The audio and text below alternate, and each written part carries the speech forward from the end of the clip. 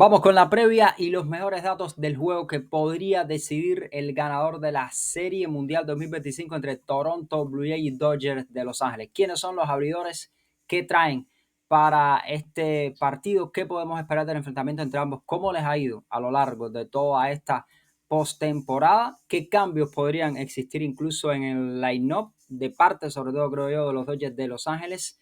De todo eso vamos a estar hablando en este partido en el que vamos a hacer un análisis de las estadísticas ofensivas y qué es lo que ha condenado hasta el momento también a los Dodgers de Los Ángeles. En estos momentos los azulejos de Toronto pues tienen la serie de su lado. Tienen 3 victorias por 2 derrotas. Se recuperaron después de esa derrota de 18 innings y ahora mismo tienen un triunfo. Solamente es lo que necesitan. Y en casa con su mejor lanzador, con Kevin Gausman, para intentar ganar la Serie Mundial por primera vez 32 años después de que ganaran la última en 1993. Los lanzadores, por parte de los Dodgers de Los Ángeles, Yoshinobu Yamamoto, que es en estos momentos el que se interpone entre Toronto Blue Jays y la Serie Mundial, sobre todo teniendo en cuenta que necesita hacer una labor prácticamente perfecta para contener a una ofensiva que no ha creído en ninguno de los otros abridores que no se llame Yoshinobu Yamamoto, y sobre todo porque los Dodgers de Los Ángeles no están produciendo lo suficiente y las estadísticas que les voy a estar mostrando a lo largo de este análisis así se lo van a demostrar. Del otro lado, Kevin Gausman, un lanzador que sabe lo que es ganar ya la postemporada y que puede convertirse entonces en el héroe de su equipo para llevarlos a la Serie Mundial, a hacer un gran trabajo. Ahora eso sí tiene un listón altísimo, después de que Trey Savage lograra una apertura antológica para un novato e incluso para cualquier tipo de lanzador en la historia de la Serie Mundial. Recordemos que 12 ponches le recetó a los Dodgers de Los Ángeles. Vamos a comenzar ya con el análisis. Vamos a comenzar hablando de Yoshinobu Yamamoto, que es en estos momentos el lanzador más confiable de los Dodgers de Los Ángeles y que ha sido el mejor lanzador de los Dodgers de Los Ángeles a lo largo de toda la postemporada, porque contrario a Blake Snell, que estuvo inmaculado en las 3 primeras salidas y terminó flaqueando en las 2 siguientes, incluidas 2 en la Serie Mundial, Yamamoto ya sabe lo que es ganar la Serie Mundial. Además de eso, con su segundo juego completo de forma consecutiva, una muestra de lo duradero que puede ser Yamamoto. Los Dodgers necesitan que Yoshinobu Yamamoto le camine al menos 7 u 8 entradas. Para soñar sería que les caminara las 9 entradas como ha hecho en los 2 juegos anteriores, pero parece bastante difícil para entonces no depender tanto del bullpen. De hecho, a estas alturas yo imagino que Dave Roberts esté pensando que la mejor opción se ha valorado esa posible opción, sea que Shohei Ohtani releve en algún momento del juego a Yoshinobu Yamamoto en caso de ser necesario. Por supuesto, que sea mucho más adelante del juego, que Yamamoto pueda caminar al menos 7, 8 entradas y que los Dodgers fabriquen algún tipo de carrera. Juego número 6, Yoshinobu Yamamoto, por ejemplo, 3 victorias, 1 derrota hasta el momento en esta postemporada, 1.57 como promedio de carreras limpias, 4 aperturas y, como les estábamos diciendo, 2 juegos completos de forma consecutiva, que lo ha convertido en el mejor lanzador de la postemporada. Sin duda es un caballo de batalla, como lo fue a lo largo de la temporada regular. Estamos hablando de 28 innings y 2 tercios con 26 ponches. Yamamoto ha entendido que no todo se trata de ponchar, sino de que hacer poner la bola en juego, sacar out quizás de la forma más eficiente, y ahí está la clave de que haya podido caminar durante todos esos juegos y haya podido pasar de 100 lanzamientos en 3 de las 4 aperturas que tiene y haya completado al menos 2 juegos. Los contrarios le batean, señores, apenas 165. Es ridículo lo que le batean a Yoshinobu Yamamoto. Le han dado solamente 2 honrones, tiene un whip de 0.73. 5 limpias apenas lo que le han hecho a Yoshinobu Yamamoto en estas 4 salidas. Los zurdos le batean, mire usted, prácticamente ha trabajado igual de la misma forma contra zurdos que contra derechos, con un dominio abrumador. Los zurdos le batean 174, los derechos le batean 158. Estamos hablando de 4 salidas de Yoshinobu Yamamoto. La primera contra los rojos en los comodines, 6 innings y 2 tercios.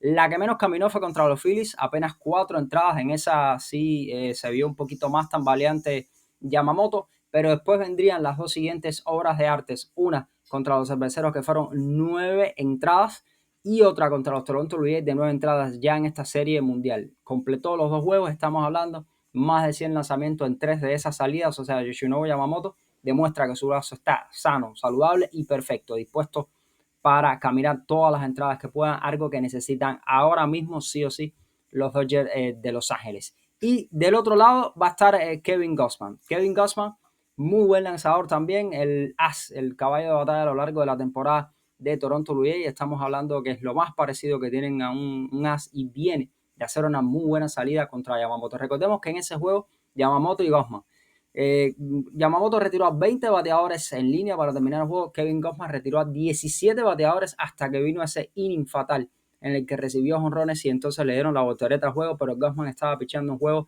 muy bueno hasta ese juego de la Serie Mundial en el que recibe jonrones y tiene que salir del montículo. Lleva 17 bateadores en línea, de hecho, es la mayor cantidad para un juego en que coinciden dos abridores en Serie Mundial, 20 de Yamamoto, 17 retirados en línea de Kevin Gausman. Estamos hablando de un dominio abrumador. Era un duelo de picheo hasta que los Dodgers de Los Ángeles decidieron a jonrones ese partido. Gausman tiene 5 salidas, 4 aperturas, tiene un juego de relevo de 2 innings, tiene 2 victorias, 2 derrotas, 2.55 de promedio de carreras limpias, muy bueno también, 24 innings y 2 tercios, 7 limpias solamente. Y mire usted, le batean casi lo mismo prácticamente que a Yamamoto, 163. Ha sido difícil batearle a Kevin Gausman, solo que tiene un pequeñito problema y es que le han dado 4 jonrones. Cuando le dan y bien. De hecho, se vio en ese juego de la Serie Mundial. Así fue la tendencia de Gausman a lo largo de la temporada. No piense usted que fue de otra manera. Recibió 21 jonrones a lo largo de la temporada. Estamos hablando de un whip de 0.93 bastante bueno. Y lo que sí tiene Gausman es que solamente en una salida pudo llegar a 6 innings y 2 tercios. Todas sus salidas anteriores han sido 5 innings y 2 tercios, 5 innings y 2 tercios, 5 innings y 2 tercios, un relevo de 2 innings y 6 innings y 2 tercios contra los Dodgers. Solo una vez ha llegado a los 91 lanzamientos. ¿Qué nos quiere decir esto? Que Kevin Gausman va a ser un lanzador que si camina mucho, podría estar caminando como máximo quizás hasta esa sexta, séptima entrada aproximadamente, sobre todo teniendo en cuenta que ahí fue cuando los Dodgers de Los Ángeles le dieron la voltereta al marcador en ese partido. Pues Kevin Gausman va a estar caminando alrededor de 5 o 6 entradas, máximo 7 entradas, lo que usted va a esperar que Schneider le dé la pelota. Por supuesto, dependerá sobre todo del desenlace del juego, si logra caminar o no, y dependerá también de cómo está en ese momento el partido, porque de tomar una ventaja determinada quizás no quiera explotarlo demasiado el manager y termine trayendo a sus relevistas más confiables para asegurar el juego. Hay muchos escenarios posibles por ahí, pero espere usted un duelo entonces en el que Gausman camina alrededor de la séptima entrada. Y espere usted entonces un duelo por parte de los Dodgers de Los Ángeles en el que Yoshinobu Yamamoto intente ser lo más, con una salida lo más extensa posible, quizás hasta una séptima o octava entrada, para no depender del relevo. E incluso piense usted que en ese juego posiblemente podría estar Shohei Ohtani lanzando y por supuesto Roki Sasaki. O sea, espere usted que Ohtani sea relevista y Sasaki llegue para cerrar también, porque no creo que a estas alturas Dave Roberts tenga mucha confianza realmente en un bullpen que ha sido muy castigado. Y vamos a hablar de la ofensiva. Cómo se ha comportado la ofensiva de ambos equipos a lo largo de la postemporada y cómo llegan aquí a la Serie Mundial, para entender por qué uno está como está con 3 victorias, el otro con 2 derrotas. Los Blue Jays han sido un equipo consistente a lo largo de toda la postemporada, un equipo capaz de poner la bola en juego, pero igualmente un equipo capaz de pegar jonrones. De hecho, ahora mismo tienen más jonrones que los Dodgers de Los Ángeles en la postemporada, pese a que sabemos que los Dodgers fueron ampliamente el equipo que más jonrones dio en la Liga Nacional, el segundo de todas las grandes ligas atrás de los Yankees, y tienen Blue Jays igualmente más carreras anotadas también de forma amplia por encima de los Dodgers de Los Ángeles. Estamos hablando de una ofensiva de Toronto Blue Jays que a lo largo de la temporada ha sido superior a la de los Dodgers de Los Ángeles. Un equipo, como hemos visto en estos juegos, capaz de poner la pelota en juego siempre y aprovechar cada oportunidad, la oportunidad más mínima que tenga. Recuerden, siempre que usted pone la bola en juego, logra llegar a base. Cualquier cosa puede suceder, puede ocurrir una equivocación de la defensa contraria, puede ocurrir un wild pitch como ocurrió recientemente que le costó carreras a los Dodgers de Los Ángeles. Entonces la premisa de Blue Jays es hacer contacto y hacer muy buen contacto. Si los honrones salen, como salieron perfectamente contra Blake Snell, pues salen, pero si no es hacer contacto en el momento y en la forma que sea y poder envasar corredores. Miren, tienen 27 honrones y 100 carreras en 16 juegos en esta postemporada para Toronto Blue Jays. En sentido general, hablamos de 168 hits, por supuesto, el equipo que más hits ha dado, mucho más que los Dodgers. 6 sacrifly. Esto es un dato interesante porque los Dodgers tienen uno solo. ¿Qué nos quiere decir esto? Que primero, Toronto ha logrado envasar más corredores y llevarlos hacia la tercera base, por las vías que sean, y después es capaz de fabricar carreras con flies de sacrificio. Estamos hablando de 6 flies de sacrificio, mientras que Dodgers de Los Ángeles ha tenido uno solo. Una clave interesante para entender el juego de Toronto. Estamos hablando de 108 ponches, mucho menos que los ponches de Dodgers de Los Ángeles. Una muestra también de que es un equipo capaz de hacer contacto y difícil de retirar por la vía del ponche. Así que ahí tiene otra clave usted para entenderlo. Línea ofensiva de Toronto Blue Jays en esta postemporada muy buena. 284, 350 OVP, 477 de slugging, 827 de OPS y un BABIP de 305, que es el promedio de bolas puestas en juego. O sea, muy bueno también esto de Toronto Blue Jays. Y estamos hablando que Blue Jays en sentido general ha sido el equipo que mayor cantidad de carreras ha fabricado y como promedio ha sido igualmente el mejor equipo en la postemporada.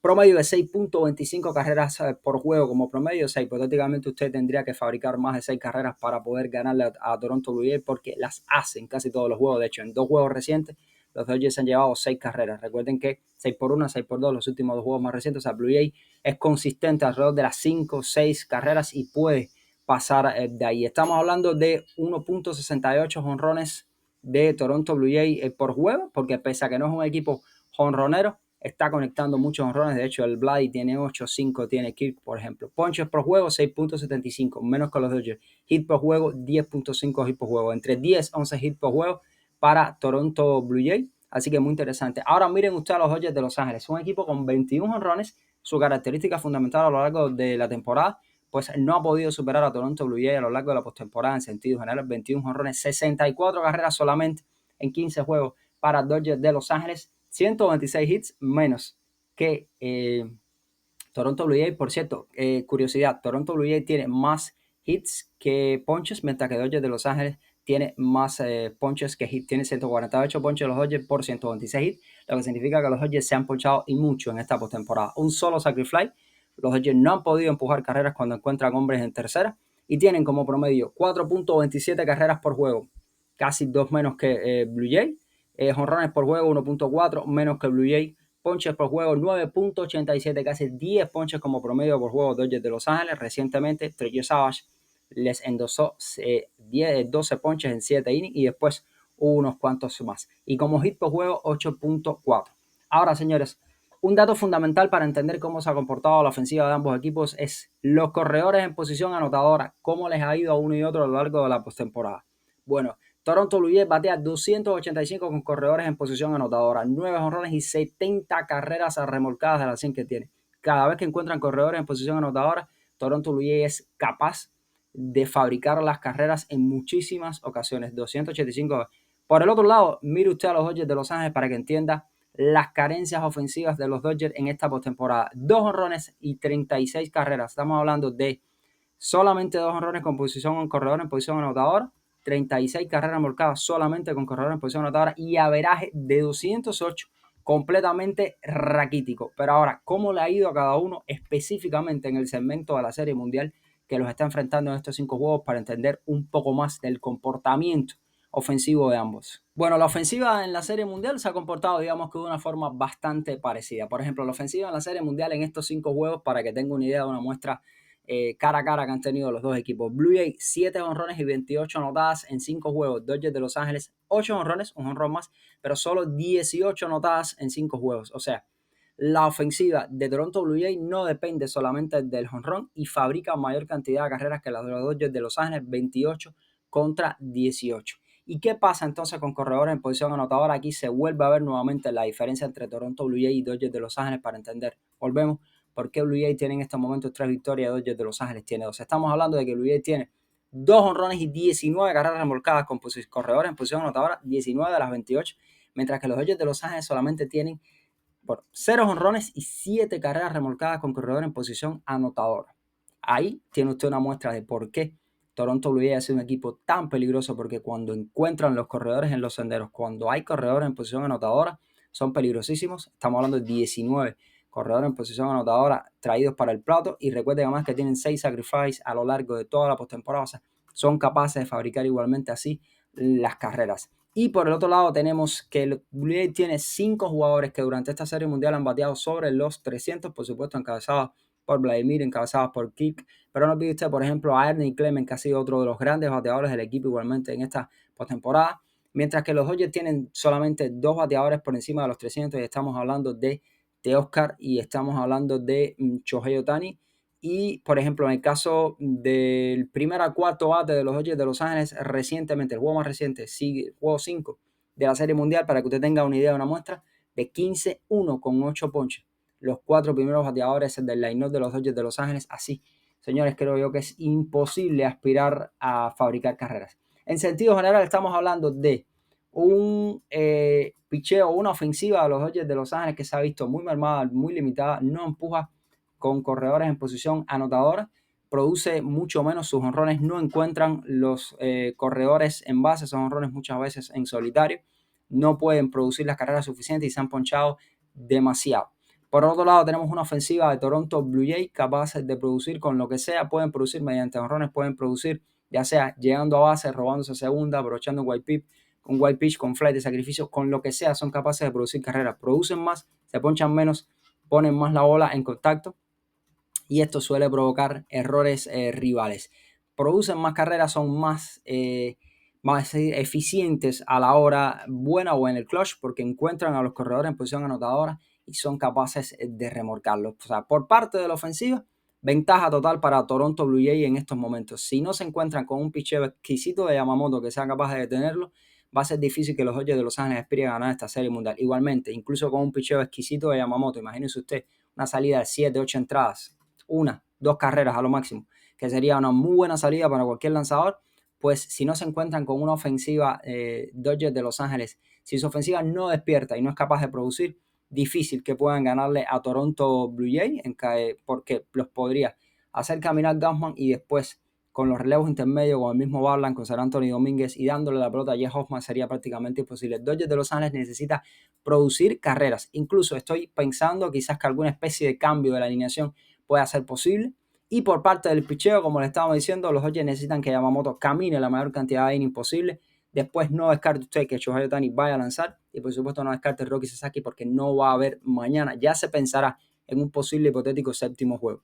Por parte de Toronto Blue Jays, entonces que Kevin Gausman camine 5, 6 entradas y poder darle la pelota a Barland, San Anthony Domínguez, cerrar con Jeff Hoffman e intentar poner con broche de oro para llevarse la victoria de la Serie Mundial. En cuanto a las posibles alineaciones, estaremos viendo finalmente qué pasa con Springer. Springer estuvo corriendo y dijo que iba a estar disponible para jugar si era necesario ese quinto juego y no dude usted que Springer pudiera estar efectivamente, quizás no en la alineación, pero disponible para salir o batear en algún momento. Bichette al parecer sigue jugando con molestias, pero parece estar completamente listo para jugar. Esas serían las principales incidencias que habría que estar mirando en el line-up, pero imagino que Schneider no haga muchos cambios en el line-up. Por parte de Dodgers de Los Ángeles, ya vimos recientemente que fue sentado Andy Pajés.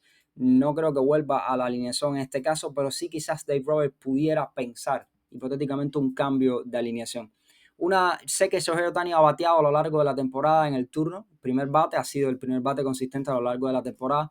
Pero el gran problema de los Dodgers de Los Ángeles es que Shohei Ohtani, pese a que tiene 3 jonrones en la Serie Mundial, no ha podido encontrarse con corredores en los senderos cada vez que viene. Recordemos ese juego en el que le dieron 5 bases por bolas y demás. O sea, los Dodgers necesitarían ya bien un noveno bate que sea capaz de envasarse, alguien que pueda ser consistente y envasarse delante de Shohei Ohtani, o ya bien incluso pensar cambiar a Shohei Ohtani de primer bate, quizás ponerlo de segundo y pensar otra alternativa para poner un primer bate que pudiera estar delante de Shohei Ohtani. Igualmente quizás por vamos a decir, la producción ofensiva que está teniendo Mookie, aunque Mookie es un enorme bateador, quizás podría pensarse alguna especie de cambio de Mookie también, mover al chino de Oscar Hernández y subirlo más en la alineación. Ayer dio 2 hits de los pocos que pudieron dar los Dodgers de Los Ángeles. Hay alternativas y Dave Roberts debería pensar, darle un sacudón a ese lineup. Lo hizo en el juego, no le funcionó, pero no puede cansarse quizás a esta hora de experimentar, porque señores, tiene un solo juego, no hay mañana, no puede volver a mantener ese lineup que fue maniatado por Trey Chávez y esperar que Kevin Gausman le haga lo mismo. Así que veremos si Dave Roberts se atreve a hacer un cambio, a mover a alguien en la alineación, sobre todo, como lo estábamos diciendo, más responsabilidad para el chino de Oscar Hernández, buscar quizás una alternativa de primer bate y cambiar a Shohei Ohtani para segundo. No sé, muchas formas hay que buscar, pero lo necesario es que Shohei Ohtani pueda llegar con corredores en base y por supuesto que el resto de la alineación pueda producir, hacer contacto a la bola. Y por supuesto creo que un enfoque interesantísimo sería cambiar la mentalidad del jonrón. Difícil quizás cambiar a estas alturas, pero intentar chocar la bola, poner la bola en juego de forma consistente como lo han estado haciendo Toronto Blue Jays y olvidarse por un momento quizás del jonrón. Quizás es fácil decirlo desde acá, sentado en la silla de análisis, pero lo cierto es que el enfoque de los Dodgers de Los Ángeles hasta el momento, buscando el batazo constante y el jonrón constante, no ha funcionado. Deberían ser más pacientes con los turnos, intentar envasar corredores y para entonces intentar producir y que sus conexiones sean de largometraje o no, lleguen entonces con corredores en bases. Será un sexto juego decisivo. Toronto Blue Jays puede ganar su primera corona 32 años después para que sea la tercera en su historia, o Dodgers de Los Ángeles puede intentar ganar el sexto, forzar el séptimo juego y darle la pelota a Glasnow y ver qué sucede. Va a ser un juego interesantísimo y lo va a estar leyendo por aquí. Gana Toronto Blue Jays la Serie Mundial ya en este juego, o Dodgers de Los Ángeles fuerza el séptimo y decisivo partido para ver quién va a ser el campeón de las Grandes Ligas.